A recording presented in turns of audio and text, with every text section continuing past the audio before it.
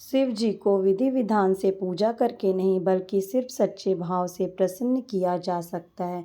कनप्पा नैनार भगवान जी का बहुत ही बड़ा भक्त कनप्पा नैनार था, जो बहुत ही ज़्यादा बड़ा भक्त था। वो बोलता है, शिव जी के मंदिर में आओ तो कुछ ना कुछ ज़रूर अर्पण करना चाहिए। अभी मेरे पास ये ताज़ा मांस के टुकड़े, वो मैं शिव जी को अर्पण करके चला जाता हूँ। भगवान शिव को चढ़ाता है, पैर पड़ता है और वहाँ से कनप्पा नैनार चला जाता है। बहुत ही बड़ा भक्त था। पूजा करके वहाँ पास के पुजारी जी आते, बोलते छी छी ये किसने किया, और मंदिर को साफ करते हैं। भगवान से क्षमा याचना करते, पुजारी जी माफ़ कर देना। और वो मंदिर से बहुत दूर रहते, कभी कभी पूजा पाठ करने आते थे, लेकिन वह जब भी आते तो बहुत ही अच्छे से पूजा पाठ करते, भगवान की भक्ति करते, साफ़ सफाई करते मंदिर की। और रोज़ भगवान से प्रिय प्रार्थना करते, हे भगवान सबका भला करना, सबका कल्याण करना, प्रसाद लगाते। और वो दूर में रहते थे पुजारी जी, रोज़ देखते, अरे ये कौन है, ये तो कोई नीच ही हो सकता है जो भगवान को मांस के टुकड़े चढ़ाता है। पहले तो एक दिन चढ़ाता था, अब तो ये इसका रोज़ का धंधा बन गया। रोज़ भगवान शिव को मांस के टुकड़े अर्पित कर देता है। उसे शर्म नहीं आती, लज्जा नहीं आती भगवान को मांस के टुकड़े अर्पित करके। वो कनप्पा को नहीं जानते थे। फिर भगवान के मांस के टुकड़े सफाई करके, भगवान की शुद्धि करके, पूरे मंदिर की पूजा पाठ सफाई करते हैं। फिर वो कनप्पा आता है मांस के टुकड़े लेके। वो रोज़ इसी तरह वो भगवान को मांस के टुकड़े ही अर्पित करता और भगवान से प्रार्थना करता कि भगवान सबका कल्याण करना, मुझे कुछ नहीं आता, कैसे आपकी पूजा। देखता है कि इस बार मंदिर में बहुत ही ज़्यादा धूल है। बोलता है, बोले भगवान आपके ऊपर तो बहुत धूल जम गई, अब मैं क्या करूँ, यहाँ पास में कोई लोटा भी नहीं दिख रहा है, अब मुझे क्या करना चाहिए। वैसे तो कहा जाता है एक लोटा जल हर समस्या का हल, पर अभी तो मुझे लोटा भी नहीं दिख रहा, अब मैं कहाँ से आपके लिए जल लाऊं। वो जाता है पास में झरना और हम मुँह में पानी भरता है और भगवान शिव के लिए लेकर चला आता है। भगवान शिव के मंदिर में वो लोटा नहीं, मुँह से जल डाल देता है और उसके बाद वो मांस धूल को साफ करने लगता है और उसके बाद वही मांस के टुकड़े को चढ़ा देता है। वो ऐसा 2-3 बार करता है ताकि पास में भगवान के ऊपर चढ़ी धूल को वो साफ़ कर सके, और भगवान को बहुत अच्छे से साफ़ करता है। उसके बाद वो वहाँ से चला जाता है।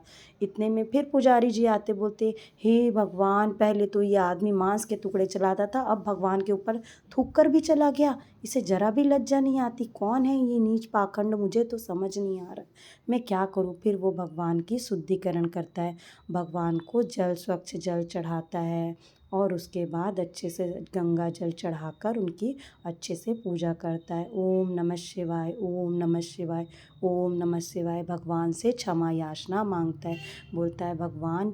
फिर वो पुजारी जी दूसरे दिन आते, फिर भगवान को बोलते हैं कि क्या हो गया।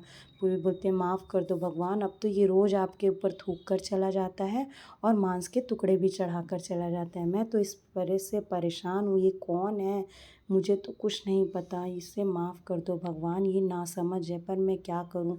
ये मंदिर, मुझे भी इसमें मांस के टुकड़े छूना पसंद नहीं। इतने में भोले बाबा आते, बोलते हैं, पुजारी जी वो मेरा बहुत ही बड़ा भक्त है, अत्यंत मेरी पूजा करता है, उसे भक्ति भाव नहीं आती है।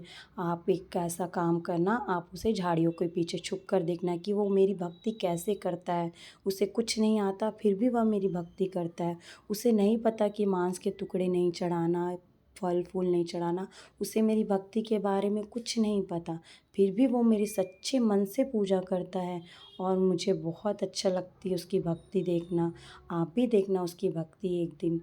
और भोले बाबा ऐसा बोलकर अंतर ध्यान हो जाते हैं। पुजारी जी सोचता है कि जब ये भोले बाबा बोल रहे हैं तो मैं झाड़ियों के पीछे छुप जाता हूँ। जैसे ही कनप्पा मंदिर में आता है, पुजारी जी झाड़ियों के पीछे छुप कर देखते, वो मुंह में झरना से पानी भरकर और हाथ में एक मांस का टुकड़ा लेकर आता है और भगवान को अर्पित कर देता है। बोलता है, अरे भगवान, वो देखता है कि मेरा कल का भी प्रसाद ऐसे ही पड़ा हुआ है, भगवान ने ग्रहण नहीं किया, और फिर आज तो कैसे ग्रहण करेंगे। बोलता है, भगवान मुझसे कोई गलती हो गई है क्या, आप मुझे क्षमा कर दो, मैंने तो, मेरा आपने कल का भी प्रसाद नहीं ग्रहण किया, मैं तो बहुत भक्ति से लाया था, मुझसे कोई भूल हो गई प्रभु, तो आप मुझे बताओ, मैं आपसे क्षमा मांगता हूँ। ऐसा बोलता है तो देखता है कि भगवान के एक आँख से रक्त निकल रहा है, उसे बहुत बुरा लगता है। बोलता है कि भगवान ये आपको क्या हो गया, आपकी आँख से रक्त निकल रहा है। मैं रुकिए अभी जड़ी बूटी पीस के लाता हूँ आपके लिए। वो कनप्पा जल्दी जल्दी जाता है और जड़ी बूटी पीसने लगता है। पुजारी इधर देखता है, बोलता है अरे ये क्या करने जा रहा है, ये तो बहुत बड़ा भक्त मालूम होता है। जल्दी जल्दी वो जड़ी बूटियाँ लाता है और भगवान की आँखों पर उस जड़ी बूटी को लगा देता है। उसके बाद वो देखता है कि अभी भी अब तो और तेज़ से रक्त बह रहा है दाएँ आँख से। तो वो सोचता है अब मैं अपने भगवान को अपनी दाईं आँख चढ़ा दूँगा। जैसे ही वो बोलता है कि अपनी एक दाईं आँख निकालता है और भगवान शिव को अर्पण कर देता है, तो उनके आँख से रक्त बहना बंद हो जाता है। बोलता है हे भगवान अब तो अच्छा हुआ आपकी आँखों से रक्त नहीं बह रहा। फिर वो देखता है दाएं आँख से रक्त बहने लग रहा है। तो उसके बाद बोलता है भगवान मैं तो आपको अब दाएं आँख में रक्त बह रहा, अब मुझे अपनी दाईं आँख भी आपको देनी पड़ेगी, पर मैं दे दूँगा क्योंकि मैं नहीं चाहता कि आपकी आँखों से रक्त निकले। पुजारी बोलती ये क्या कर रहा है मूर्ख, ये तो बहुत बड़ा है, भगवान इसका उद्धार करो, इसका कल्याण करो, ये अपनी दूसरी आँखें भी आपको चढ़ाने जा रहा है। बोलता है भगवान को मैं दूसरी आँखें तो दे दूँगा, लेकिन कैसे दूँगा, मुझे पता तो होना चाहिए कि आँख कहाँ लगाना है, तो मैं आँख निकाल कर भगवान के ऊपर अर्पण कर सकूँ। तो वो सोचने लगता है कि अब मुझे बाएं आँख को लगाना तो है भगवान शिव के पास, पर कहाँ लगाना है, मुझे जगह भी तो पता होना चाहिए आँख बंद करने आँख निकलने के बाद। ऐसा सोचते ही वो सोचता है कि मेरे पास एक आइडिया है कि मैं भगवान के ऊपर अपना पैर रख देता हूँ और उस जगह पर वो भगवान के ऊपर पैर रखता है और अपना जैसे ही अपनी आँख निकालने जाता है भगवान शिव वहाँ पर प्रकट हो जाते हैं।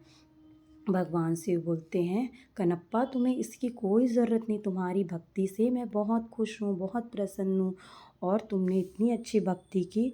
फिर पुजारी जी भी दौड़ते दौड़ते आते हैं, वो भी भगवान के चरणों में गिर जाते हैं, दोनों भगवान से माफ़ी मांगने लगते हैं।